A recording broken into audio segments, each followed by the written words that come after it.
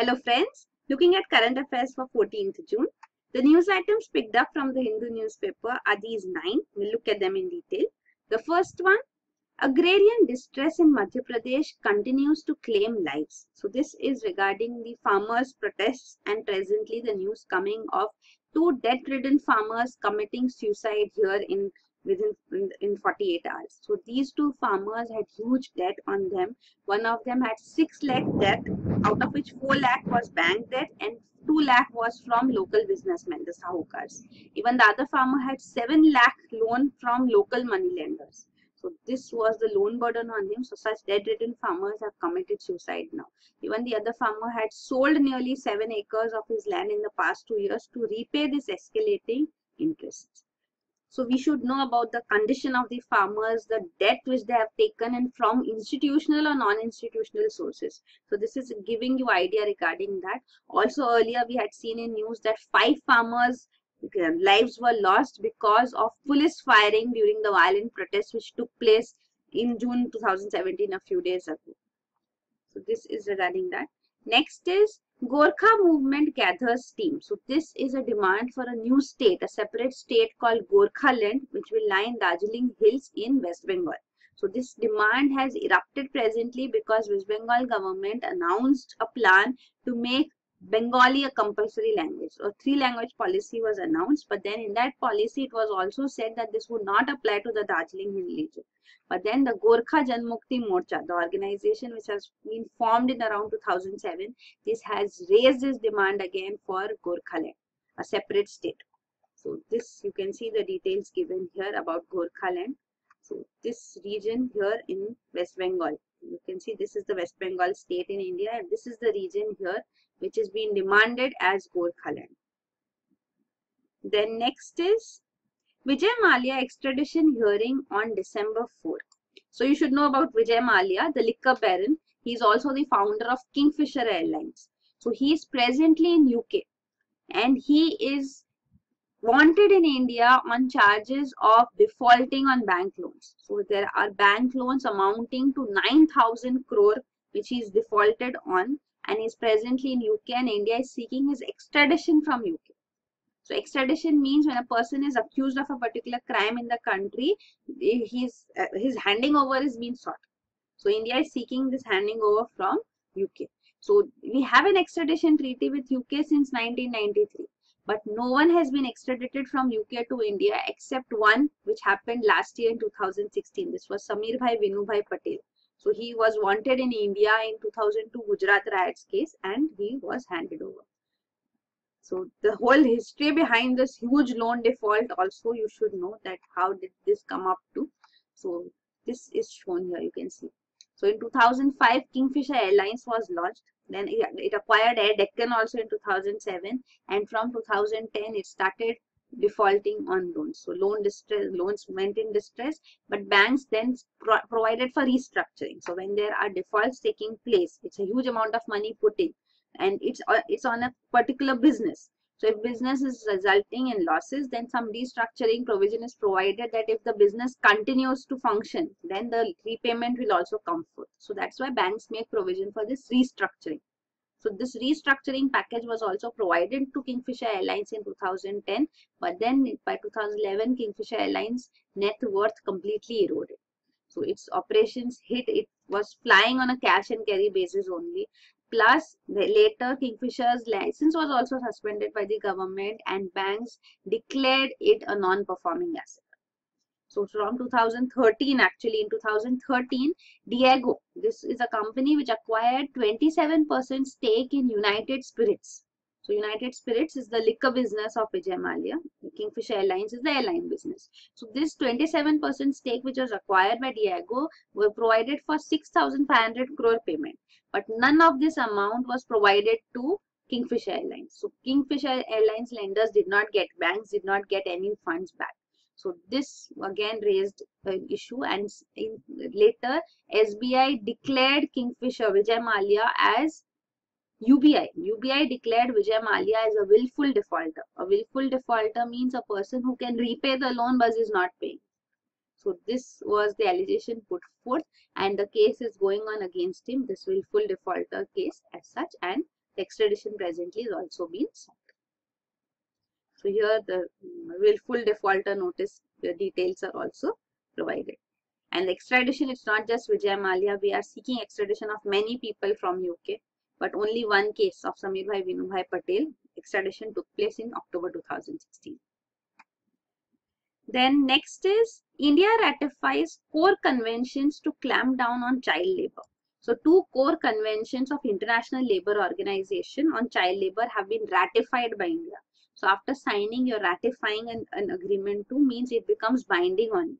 So after this ratification, India will have to go through periodic reporting system every 4 years to ILO. So the government has to make provision for this and prove that it is making progress on the implementation of these conventions. So these 2 conventions, one is related to global commitment to end worst form of child labor. So this is the convention, you can see Convention 182 regarding worst form of child labor, and another one is Convention 138 regarding the minimum basic education which should be provided to children and regarding the admission age to employment. First education, then employment. So this will be 2 major provisions. This becomes significant in the context of Child Labour Prohibition and Prevention Act of 2016, the Amendment Act which has been passed, which was criticized recently. We also saw rules which have been framed to overcome these criticisms, and now this Child Labour Conventions of ILO have also been ratified. So this is the positive step taken. You can see that 3 major provisions under this Amendment Act were that employment of children below 14 years of age is banned completely in all occupations. Only exception is given for sports, for entertainment industry, and for helping families, family business. So this running domestic enterprises allowed. And then the changes which were made, it showed that it can be done only after school hours and it cannot be done from 7 p.m. to 8 a.m. So those changes were seen. So here you can see, and prohibition of employment of adolescents in hazardous occupation has been provided for. The original act, Child Labour Act, did not make provision for adolescents. So it was for children up to 14 years of age. So now new category called adolescents, 14 to 18 years, has been created by this amendment, and their employment is prohibited in hazardous occupations.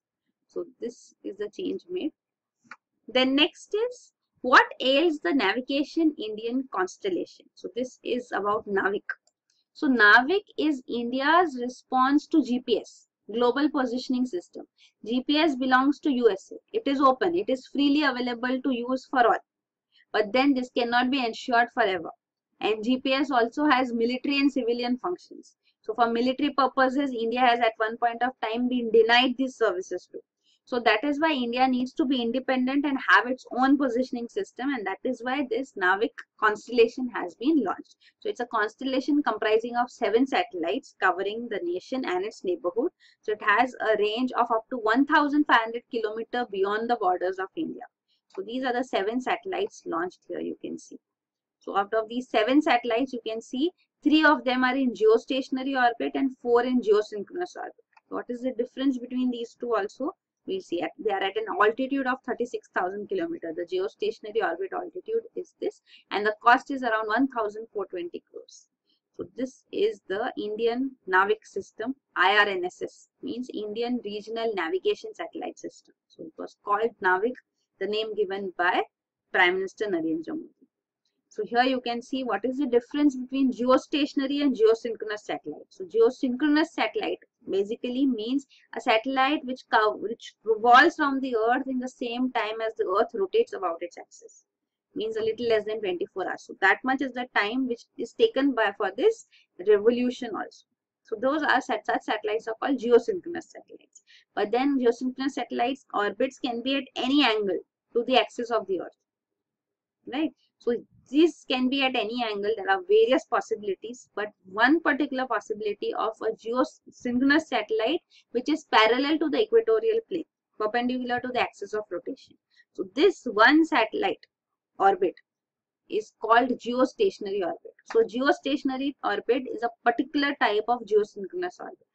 So this is what is given here too. So it's a special case of geosynchronous orbit, a circular orbit which is inclined at 0 degree towards equatorial plane.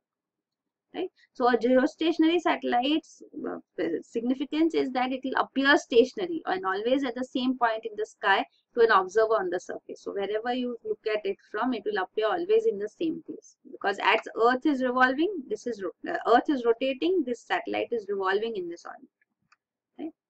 So this is at a height of around 36,000 kilometers above the surface of the Earth. So the present news regarding Navik is that out of these 7 satellites which have already been launched, so you can see the satellites launched from 2013 to 2016, they have been named IRNSS 1A to 1G. What has happened is in each of these satellites there are these clocks, rubidium clocks. So these rubidium clocks are there, each has 3 of them on board.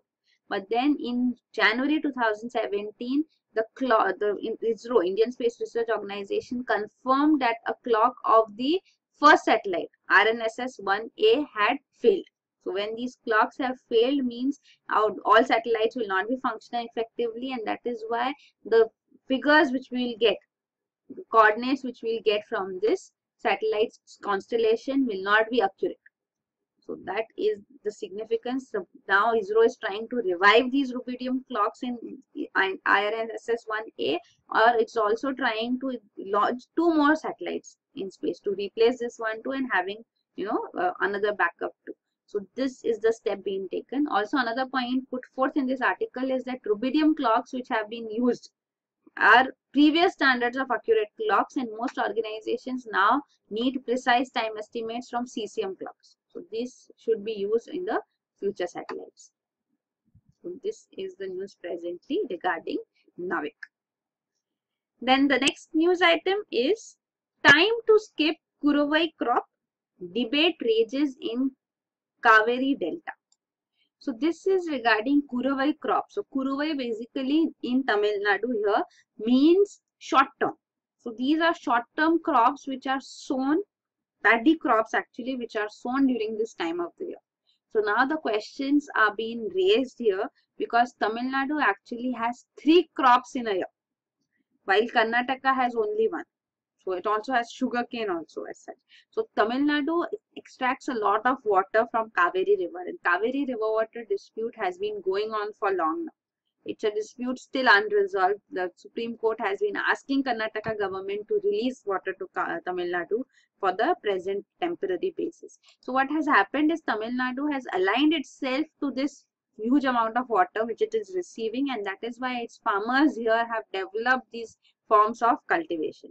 So the Samba season which is there, which is during this monsoon now. So this is a period of 150 days season in which the rice paddy crops are again cultivated. So again cultivation of paddy during this Kuruvai short season is being questioned. Karnataka has been arguing for years that Tamil Nadu should give up this Kuruvai crop cultivation because this is extracting a lot of water where Karnataka then also suffers. So this you can see is shown here.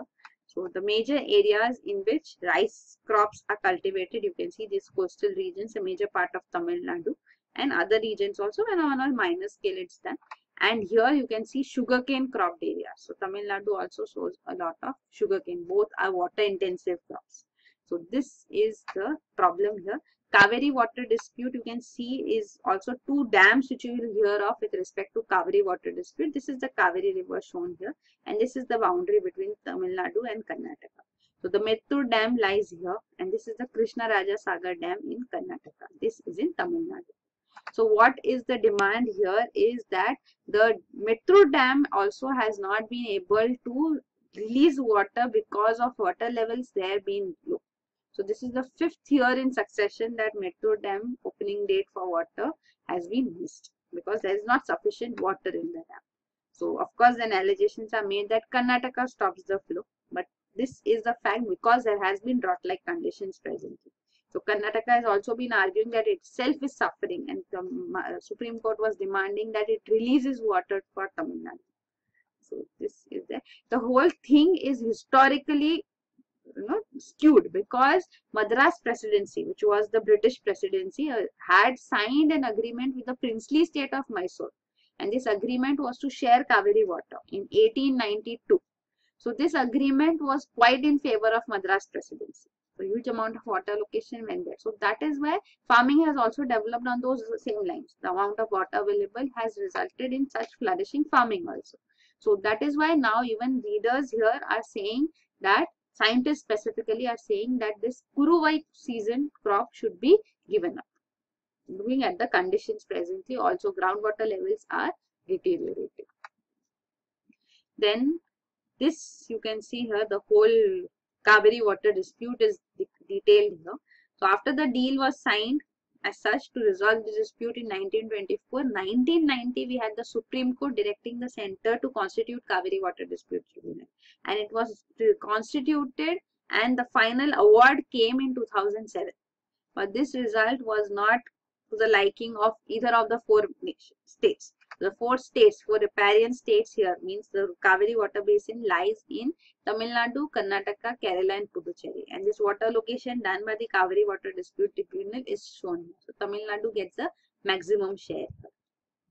So here then again Karnataka protested against this, calling it a biased award. And later again a new chairman was appointed to the tribunal in 2014 and the hearing is taking place and the case is there before the Supreme Court as well. Then next is new labor survey to generate quarterly and annual data.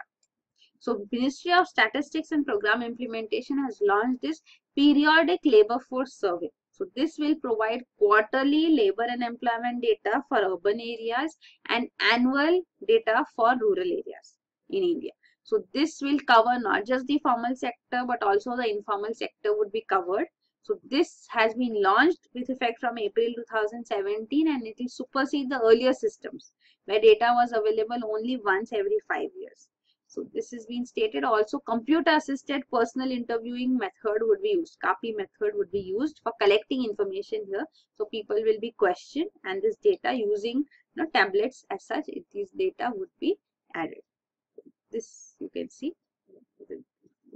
technology, digital technology would be used to put this into effect, and this is also going to see a change in the base year. So base year of national accounts is to be revised and it is revising it from 2011-12 to 2017-18, the current financial year.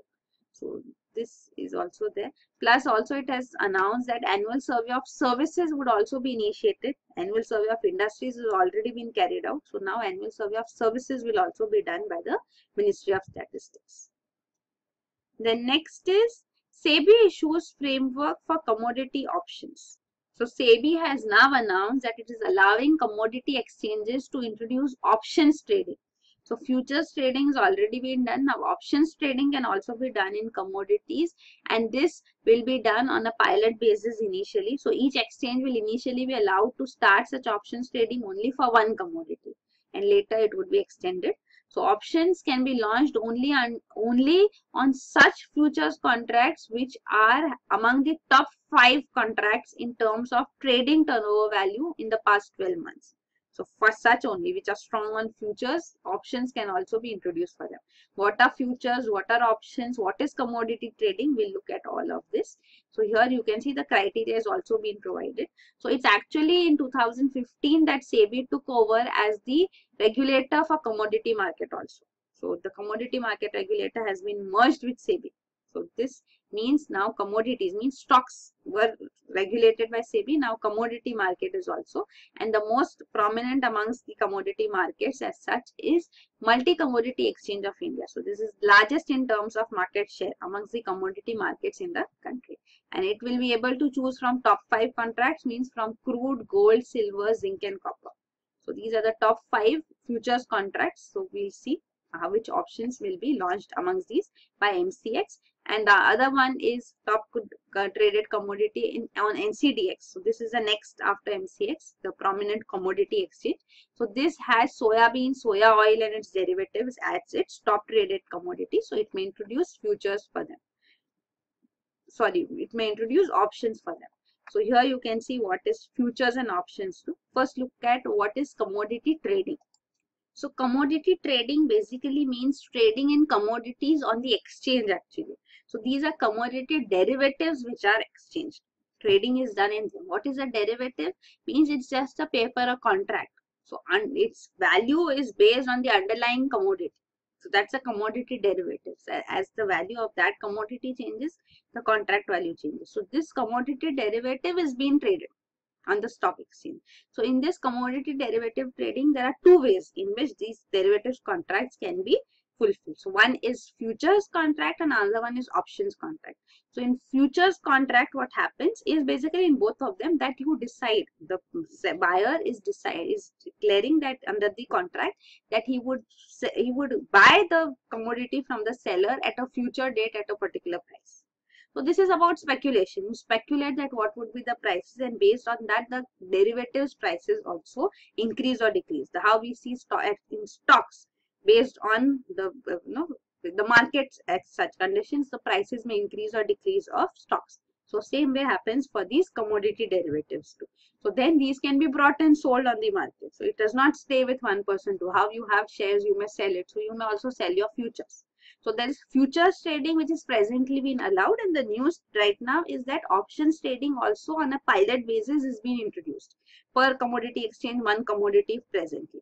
So in options, you have the option to decide whether you want to fulfill the contract or not at a later date. So in futures, the contract is fulfilled, and in options, the contract may or may not be fulfilled. So then there is put and call options which are there.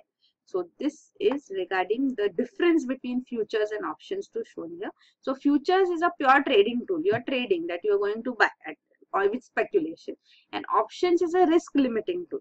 So here in futures, risk is borne by both the buyer and the seller. So you have decided, pre-decided.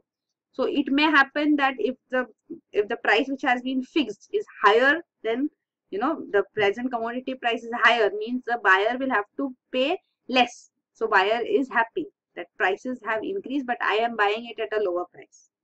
And if the prices go down, then the seller is happy that okay, I've decided to sell it at a higher price. So I'm getting more now, though the prices in the market are low. So that there both parties are sharing the risk. You have already decided and you are trading. But in risk, in options trading is borne by one party, because one party has the option to call or put, like that. So here you can see the futures can be brought and sold in the derivative market. Options can also be brought and sold. It does not stay with one person only. It can be brought and sold. The amount of loss or profit that one makes in futures contract depends on the price at the time of the execution of the contract, right? An amount of loss here in options is limited by premium paid. So there is a premium which has to be paid. So in options, you have a put and call option, whether the buyer or the seller wants to fulfill this contract or not. So you still have the option at a later date whether you want to fulfill this contract or not. So of course, when you have an option, means you have to pay a premium for that to avail this option. So this is a step further in commodity trading. So this is slowly being introduced in the country now. Then next is the last news item. RBI refers 12 accounts to insolvency process. So we had seen yesterday that the finance minister had hinted that RBI is going to announce non-performing assets which will be resolved under the insolvency and bankruptcy code. So this has been announced now. RBI has identified 12 borrowers NPAs which amount to more than 5,000 crore each. So these 12 NPAs will be, proceedings will be triggered for them under the insolvency and bankruptcy code. So this is the non-performing assets issue. So they together constitute 25% of total bad loans in the banking system. So all these will be resolved. So these have been selected by internal advisory committee of RBI. Various meetings and detailed review have been undertaken, but these identities have not been revealed. Because if you reveal the identities of these defaulters, then their assets are going to completely diminish and there will be no way to recover. So the identity is kept secret. So this is there.